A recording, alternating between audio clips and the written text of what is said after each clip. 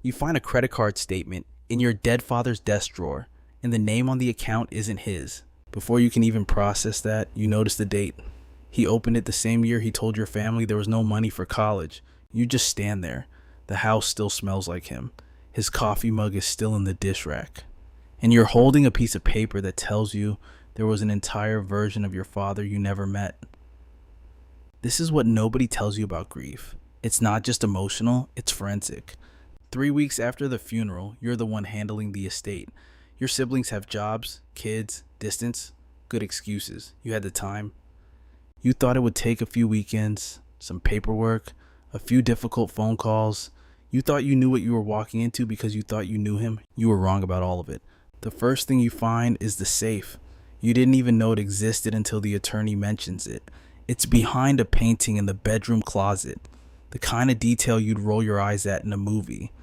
Inside, a roll of cash, 2 gold coins from the 1970s, a USB drive you'll spend 3 days trying to crack, and a handwritten list of account numbers with no institution names attached, just numbers. Your father was not a mysterious man. He was an accountant. He drove the same Toyota for 11 years. He thought tipping over 20% was reckless. And yet here is evidence of a financial architecture so private, so deliberately compartmentalized, that it takes you and an estate attorney 6 weeks just to sketch the outline of it. Here's what you find on the asset side. And stay with me because this part matters. The house, which you knew about, worth more than anyone expected. The market was kind to that neighborhood. The pension from his last job, modest but consistent. A life insurance policy he mentioned once at Christmas dinner in 2014, and never again. It's $200,000. You had no idea it still existed. Then there's the brokerage account. Nobody in your family knew about the brokerage account. Not your mother before she passed, not your siblings, not anyone, except your father and whatever version of himself he became alone at his desk after midnight. The account holds $340,000 in index funds, built over 22 years, automatic contributions of $400 a month. Money quietly redirected from a budget line your family always assumed was miscellaneous household expenses. For 2 decades, he never said a word. You sit with that number for a long time, $340,000. And what you feel isn't gratitude. It isn't shock. It's something closer to a second grief.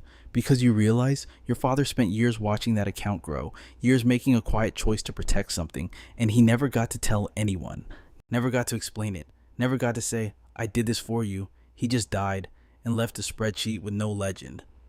But here's where it turns, because the assets are only half of it. That credit card with the unfamiliar name, not fraud. It's a card your father opened jointly with a business partner in the late 90s. A side venture that failed quietly, the kind of failure you bury and never mention at family dinners. The account was never fully closed. It still carries a $12,000 balance. Nobody knew. It attaches to the estate like a claim. And then you find the second mortgage. He refinanced the house in 2009. You were in college. You remember that year being tense, being told to apply for more scholarships, being given less without explanation. You assumed it was the recession. It was the recession, but it was also $67,000 pulled from the equity to cover a debt with no paper trail you can find. Money that went somewhere and left nothing behind except a lien and a question you will never be able to ask him. Then the medical bills.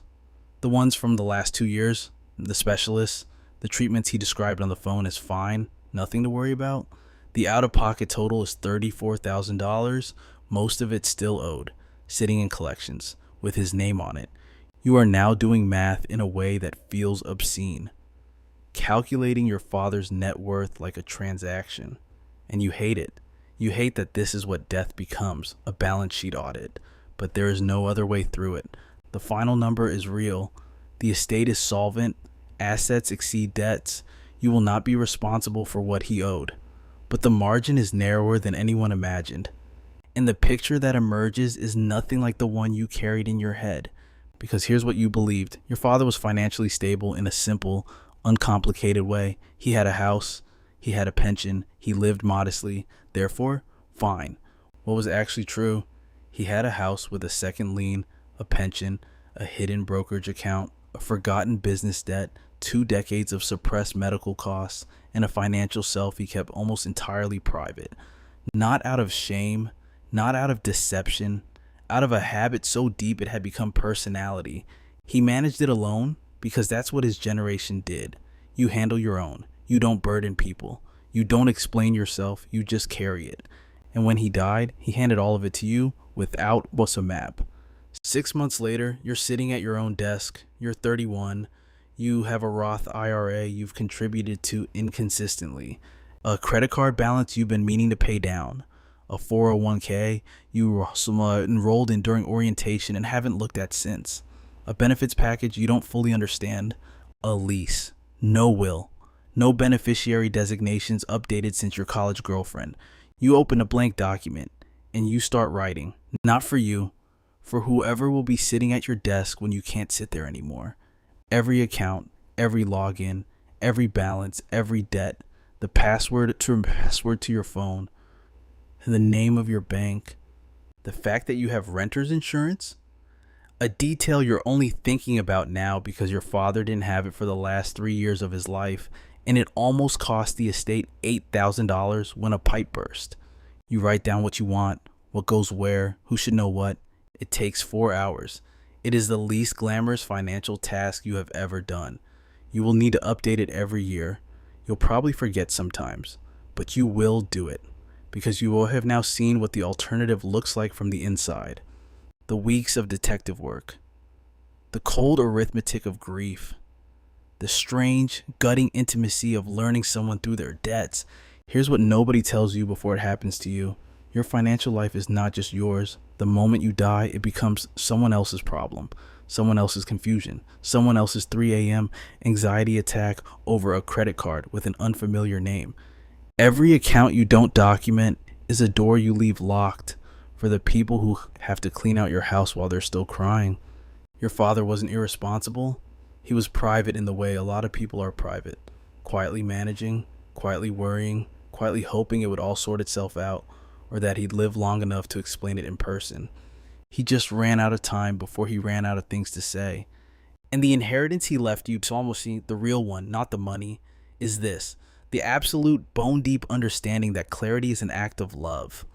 Not having a plan isn't humble. It isn't modest. It isn't not wanting to think about it.